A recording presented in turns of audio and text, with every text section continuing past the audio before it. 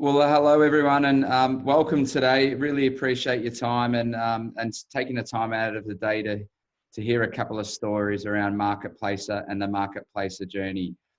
First, I'd just like to start around the original story of Marketplacer and the humble beginnings of where we were born from. Originally, my best friend and I, co-founder Sam Salter, we started a really simple business called Bike Exchange, and what we wanted to do was just make it easy for the cycling community globally to connect, to make it easy for them to buy and sell a bike. So we created Bike Exchange, which has now become the world's largest bike marketplace. It's in 10 countries around the world, has 1 million bikes for sale, and is just, achieved goals far beyond our wildest dreams. But I'll wind you back to the beginning of Bike Exchange and how we activated and actually engaged the community. See, Bike Exchange was an interesting story.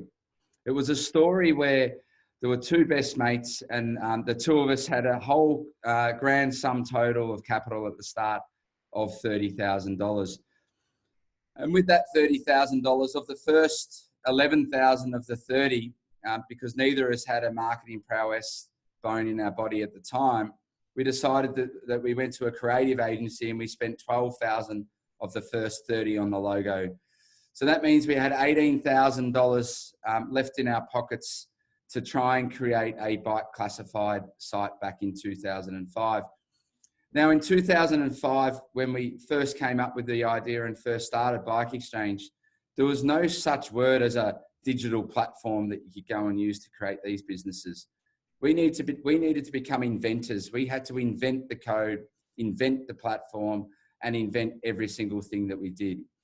And effectively, that's where Marketplacer was born. At the time of creating Bike Exchange, what we realized at the same time as creating Bike Exchange is that we were actually developing a technology platform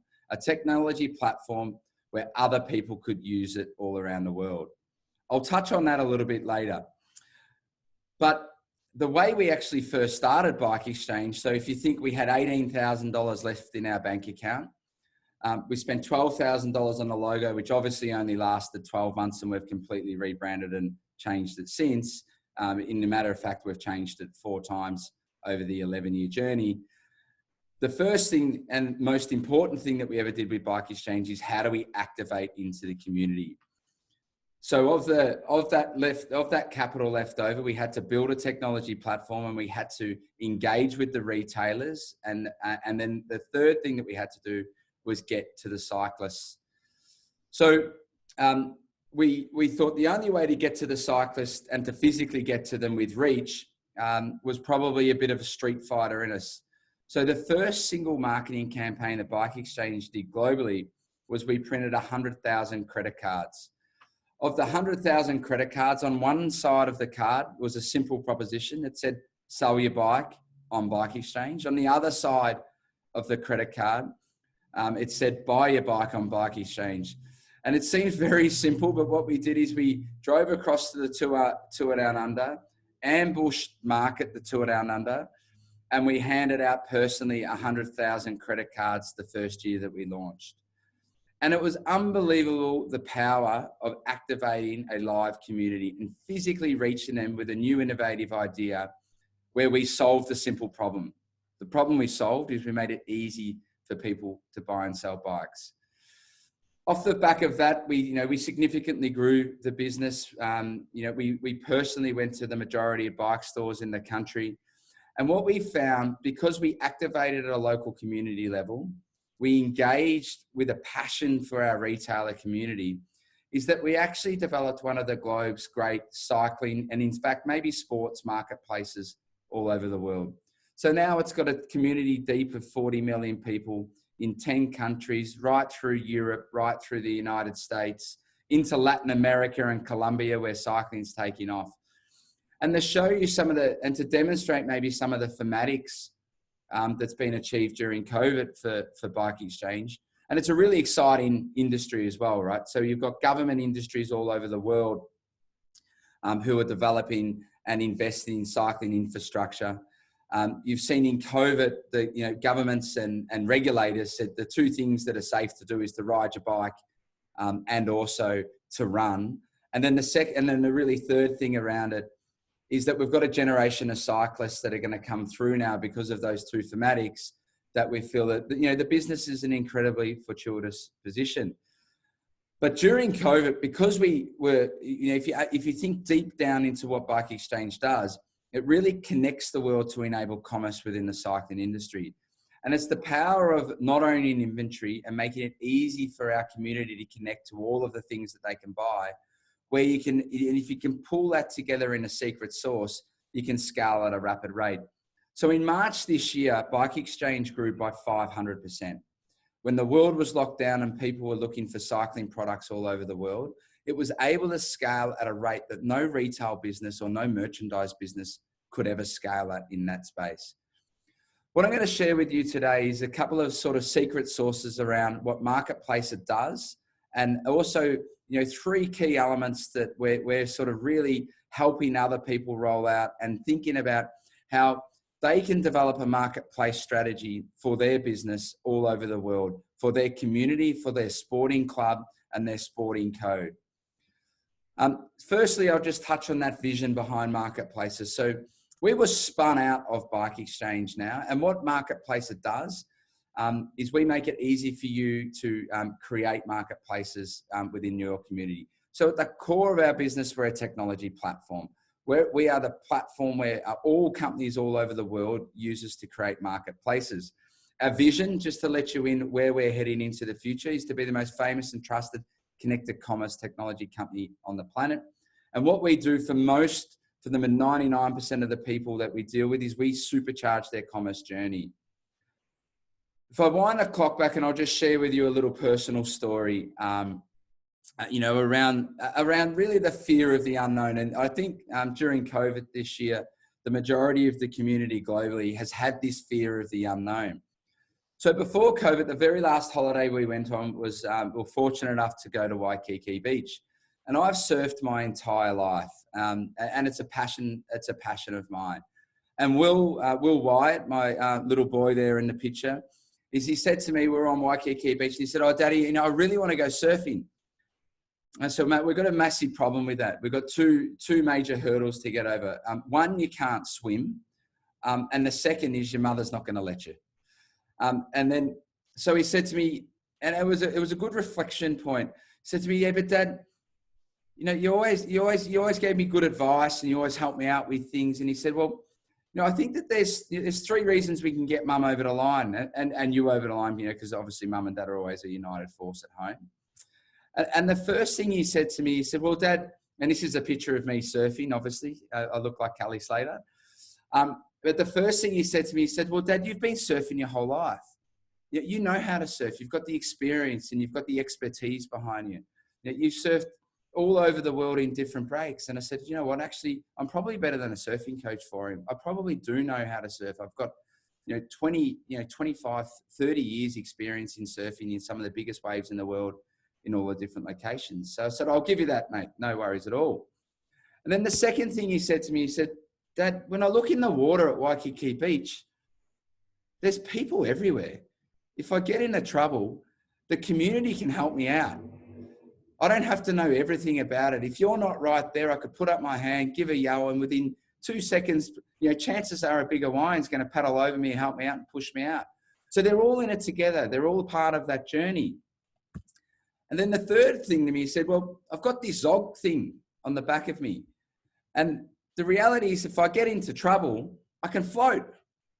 So I've got the tool and the technology to enable me along the way." And he probably didn't articulate it that well. But when I actually thought it through, it's exactly what you need in business and what we need in sporting clubs and what we need in life. We need to leverage the experience and expertise. We've got to leverage the community, leverage your network, leverage your mates, leverage your partners. And then the tool, 99% of the problems in the world that we deal with today, the tools and technology are there. We've just got to be open to doing it in a really easy way. So obviously Will had a little bit of success, and everyone stand up. It's a pretty hard video. My wife was actually having a Corona on the balcony, freaking out. She had to have a beer while watching it. But this is little Will at the age of 4. by leveraging those three things, surfing for the first time in Waikiki Beach. He goes pretty well for his first ever wave, by the way. So it was a super proud moment to see Will do that. So when we think about how we've helped other sporting codes and we've helped other partners, you know, we leverage those three methodologies, those three things that we think through. And yeah, a really good example in the sporting code is FishBrain, the world's largest fishing app. It's the largest fishing community in the world. Now, they wanted to get into their commerce journey, but they didn't want to buy stuff. They didn't want to merchandise, but they wanted to get their community to buy the best fishing product in the world. Facebook is actually a part owner in FishBrain. And what we did with FishBrain is they partnered with Marketplacer and they created the FishBrain Marketplace, where it's now one of the fastest growing fishing commerce businesses in the world. They've got over 50,000 products from hundreds of sellers that any of their 10 million wide community in the world can purchase from the FishBrain Shop Marketplace. The second is a really cool one we've done with the Western Bulldogs here in Australia. And, you know, it's interesting from a football code perspective because it's a community, it's the heartthrob, it's a sense of belonging behind that community. But often from sponsorships and from, your coterie groups and everything around it, what we wanted to do is provide a marketplace, a platform where sponsors can actually get product on there. They can advertise it, whether they get leads or whether they get commerce. Your coterie groups can promote their services and products amongst it. You can sell all your merchandise and all your tickets, and you can create destination Bulldogs. You can create the place, the marketplace where you can go for everything Bulldogs. You can leverage that data to scale in a really smart way. So they're just a couple of neat examples that we thought within the sporting codes of potentially how you can leverage a marketplace strategy to scale and to really build it and potentially create, the future of sport commerce within your sector. I would like to welcome a really good friend of mine on the call today, Shane Delia. He's obviously a celebrity chef. He's got a brilliant background, a hustler to success story in his own right. He's famous for creating the Maha Group and the Maha Group of restaurants in Melbourne. But the story of Shane during COVID was an interesting one. And this is a guy, and he'll tell it better than I, but I'll introduce it. But this is a guy who is self-made. Everything he's got, he's worked for. He's put the food on his own family table, and he's created through hard graft and passion and building a great culture and team what is just an extraordinary group of restaurants within Melbourne. Now, in the middle of COVID, when you've actually opened 2 new venues in an airport restaurant and a new bar, and you're staring down the barrel of potentially losing everything that you've got, to innovate was the only outcome. To innovate or die in that scenario for Shane was the absolute only outcome. But many didn't. And what I'm really proud about the Shane Delia story and the Providoor story is he did. So I'll introduce Shane just to say a couple of words, but also just talk you through what Providoor is and sort of, how it was born. So welcome, Shane. Thank you so much. You pumped me up a bit there, Jace. Look, yeah, you summed it up pretty well. I mean, the journey up to Providoor has been a traditional one. I mean, for many people. I mean, I left school at a young age because I had a great passion for hospitality. Really wanted to be a chef. So I just, went at that with everything I had. Fast forward 20-something years. We're opening restaurants. The restaurant group's growing. And things were looking pretty good, like at the beginning of 2020, we kind of went, wow, we were on the right projection. We had a bumper 2019, just opened a couple of new restaurants, planning to open another 2 throughout this year. And then obviously COVID hit and, the world was thrown, into turmoil. But like you said, I mean, it's a kind of fight or flight. I've always been the kind of guy that, doesn't back away from a challenge. And this was the biggest challenge I think I'm ever going to face. Restaurants were closed, no revenue, no future, no possibility. But that's the kind of the headline. I don't think that was the real reality. I mean, I was actually having a really good chat with a bloke this morning at the gym, and he was saying that I'm going to write this year off. It was a write-off, 2020. And I've gone, well, that's probably the negative way to look at it. It's probably a blessing. It's the only year in your life that you're going to get a whole year to reflect, to plan and strategize what the next 5, 10, 15, 20 look like.